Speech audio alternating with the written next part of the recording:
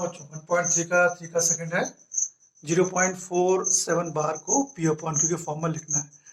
अब देखिए यहाँ एक अलग चीज क्या है, डेसिमल के बाद जितने डिजिट्स हैं दोनों पर बार नहीं है, 4 पर बार नहीं है, बार 7 पे है, मतलब 4 रिपीट नहीं होगा, 7 बार बार आएगा। तो मैंने 4 टाइम्स या 5 टाइम्स जितने टाइम्स भी लिख दिया 7 को, और 4 एक बार ही आया, इसको मान लिया पी अपॉन क्यू। ठीक है, ये क्वेश्चन वन हो गई हमारी। अब हमें देखना है डेसिमल के बाद केवल वही डिजिट रहे हैं जो रिपीट हो रहे हैं। ठीक है, 4 तो रिपीट नहीं हो रहा है, तो डेसिमल को 4 के पीछे लाना पड़ेगा, यानी डेसिमल को यहाँ चाहिए 4 के पीछे, मतलब एक डिजिट पीछे हमें खिसकाना है डेसिमल को। तो कितने डिजिट पीछे खिसकाना है? एक डिजिट, तो एक डिजिट 1 डिजिट, तो 1 के लिए 1 0 आया और 1 डिजिट पीछे खिसका रहे हैं तो 1 0 आया। अगर 2 डिजिट्स पीछे खिसकाते तो 2 0 आते। ठीक, तो 10 इधर भी इंटू किया और राइट साइड भी इंटू किया, तो ये तो 10 पी क्यू हो गया बेटा, इंप्लाइज लगाओ। और यहाँ डेसिमल, क्योंकि एक जीरो है, डेसिमल एक नंबर पीछे गया, तो 4.777, एक 7 और लिख लिया, 7 तो रिपीट हो रहा है, कितने में लिख सकते हैं, क्योंकि ओरिजिनल क्वेश्चन में 7 4 बार, तो यहाँ भी 7 4 बार लिख लिया। 4 के पहले का जीरो कहाँ गया, क्योंकि यहाँ तो जीरो आएगा, तो 0 4 का कोई मतलब नहीं है, 0 4 मतलब 4 ही होता है। अब यहाँ तक पहुंच गया। अब देखिए डेसिमल के बाद सारे डिजिट रिपीट हो रहे हैं। ठीक, अब 1 को माइनस करना है 2 में से, सब्सट्रैक्टिंग 1 फ्रॉम 2। किस में से माइनस कर रहे हैं? 2 में से माइनस कर रहे हैं, तो 2 इक्वेशन 2 ऊपर आ गई। 10 p by Q equal to 4.777 dot dot dot, और 2 तो लिख लिया। अब 1 आएगा नीचे, p बाई क्यू। अब इसको ऐसे लिखना कि डेसिमल पीछे डेसिमल है, 0 पॉइंट, तो 0.4777। ठीक, यहाँ एक समझ आ रहा है, यहाँ भी एक समझ लिख लो, क्योंकि 7 तो बार बार रिपीट, हम कितनी बार भी लिख सकते हैं। अब करो सब्सट्रैक्ट, माइनस करना है, तो 10 p by Q minus p by Q कितना होगा, यहाँ कोई नंबर नहीं, 1 होगा, 10 माइनस 1 हो गया 9, p बाई क्यू दोनों जगह, तो p बाई क्यू यहाँ हो गया। यहाँ माइनस करो, लास्ट से करेंगे minus, 7 minus 7 0, 7 minus 7 0, 7 minus 7 0, 7 minus 4 आ गया 3, और 4 माइनस 0 4 आ गया, तो कितना आ गया बेटा, p बाई क्यू आ गया 4.3 बाई 9। डेसिमल हटा दो, कैसे हटेगा, डेसिमल का 1 डिजिट है तो नीचे 1 0 आएगा, तो p अपॉन क्यू आ गया 43 बाय 90, हमारा आंसर। बच्चों 1.3 पे आ रहे हैं, तो जरा पहले एक चीज देखें, डेसिमल रिप्रेजेंटेशन।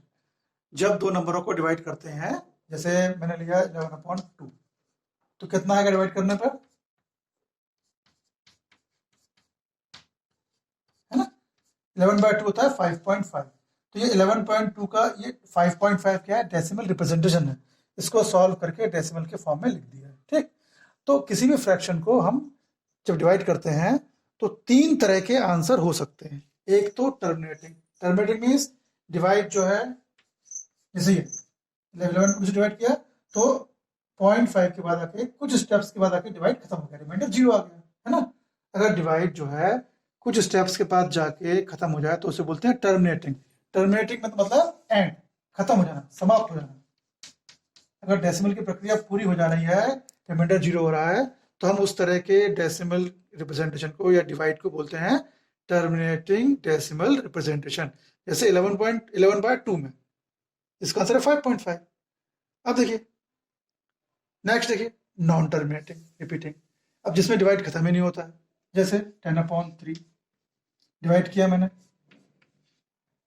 3 3 9, 1 आया 0.0, 3 9, फिर 1 0, 3 9। आपको बताया ये प्रोसेस रिपीट होती जाएगी, तो ये कभी डिवाइड खत्म नहीं हो रहा है, खत्म नहीं हो रहा है, खत्म हो रहा है तो टर्मिनेटिंग, खत्म नहीं हो रहा है तो नॉन टर्मिनेटिंग। तो ये नॉन टर्मिनेटिंग है, और इसमें जो डिवाइड के बाद नंबर आ रहे हैं वो बार बार रिपीट हो रहे हैं, तो ये क्या हुआ, नॉन टर्मिनेटिंग रिपीटिंग, मतलब ये डिवाइड कभी खत्म नहीं हो रहा है, और जो डिवाइड के बाद नंबर है, पॉइंट के बाद जो नंबर है वो बार बार रिपीट हो रहे हैं, तो यह हुआ कैसा हुआ, नॉन टर्मिनेटिंग रिपीटिंग। अच्छा, एक और होता है नॉन टर्मिनेटिंग नॉन रिपीटिंग, मतलब जो नंबर डेसिमल के बाद हो वो रिपीट भी नहीं हो और डिवाइड खत्म भी नहीं हो।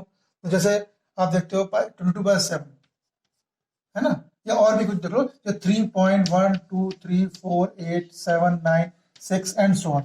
यदि ऐसा कोई डिवाइड हो जो कभी खत्म भी नहीं हो रहा है और डेसिमल के बाद एलिमेंट रिपीट भी नहीं हो रहे हो, तो वो क्या हुआ, नॉन टर्मिनेटिंग नॉन रिपीटिंग। अब कुछ क्वेश्चन करेंगे तो आपको और भी क्लियर हो जाएगा। 1.3 के क्वेश्चन 1 पे आते हैं। इसका पार्ट 1 है, ये बताना है कि ये डेसिमल फॉर्म किस तरह का है 36/100। तो ऑब्वियसली डिवाइड करेंगे 100। देखिए 100 1 जा होता है 100, 36 आता ही नहीं है तो पॉइंट लगाया और जी 100 3 जा 300, करो माइनस 6 0, ये तो कैंसिल हो गया। अब देखिए डेसिमल लगा चुके हैं तो एक जीरो अपन 1 से लगा लो, तो 100 6 जा 600, कोई नंबर नहीं है, ये भी जीरो आ गया, मतलब हमारी प्रोसेस खत्म हो गई। डेसिमल के बाद अपने मन से एक जीरो लगा लो, तो कितना आ गया 36/100 आ गया 0.36, डिवाइड खत्म हो गया। तो ये हो गया टर्मिनेटिंग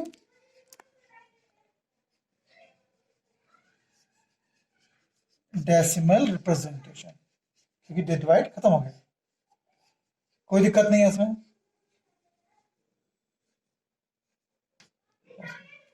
हाँ बच्चों, 1.3 का क्वेश्चन 1 का 6 पार्ट है, 329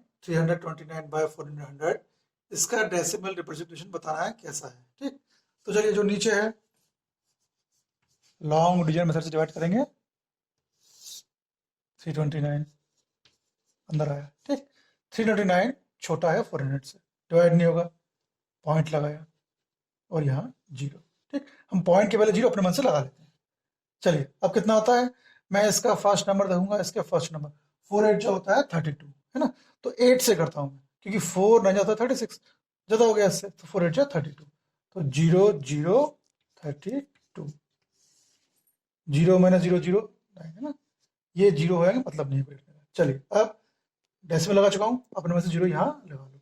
अब इसका फर्स्ट नंबर देखा, इसका फर्स्ट 4 2 जा 8, 4 जा 12, 12 ज़्यादा हो गया तो 4 2 जा 8 लगेगा, कितना का इंटू करो 2 0 0 2 0 0 2 4 जा 8, करो माइनस,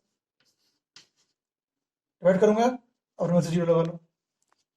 4 डिजिट हो गए हैं, इसके 2 डिजिट देखो, इसका 1 डिजिट देखो, 4 में 10 का भागा, 4 1 जा 4, 4 2 जा 8, 4 3 जा 12, तो 4 2 जा 8, 4 2 जा 8, तो 800, माइनस करो बेटा 0 0 2, ठीक, एक जीरो लगा लो। जब भी 4 डिजिट होते हैं तो इसके 2 डिजिट देखते हैं, इसका 1 डिजिट देखते हैं। यहाँ 4 लिखा है, यहाँ 20 लिखा है, तो 4 5 जा 20 होना चाहिए। कितना हो गया बेटा 0 0 20 आ गया, खत्म हो गया, कोई नंबर बताने के लिए है भी नहीं। तो कितना हुआ 329/400, ये आ गया 0.8225, ये हो गया टर्मिनेटिंग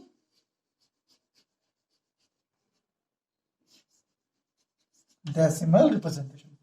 ठीक है, इतने टफ क्वेश्चन नहीं है, आप प्रैक्टिस करोगे तो बन जाएंगे। आप सारे क्वेश्चन 1 के सारे क्वेश्चन आप अपनी क्लासों को में करो और असाइनमेंट होमवर्क साइड में करो और मुझे उसकी पिक भेजो।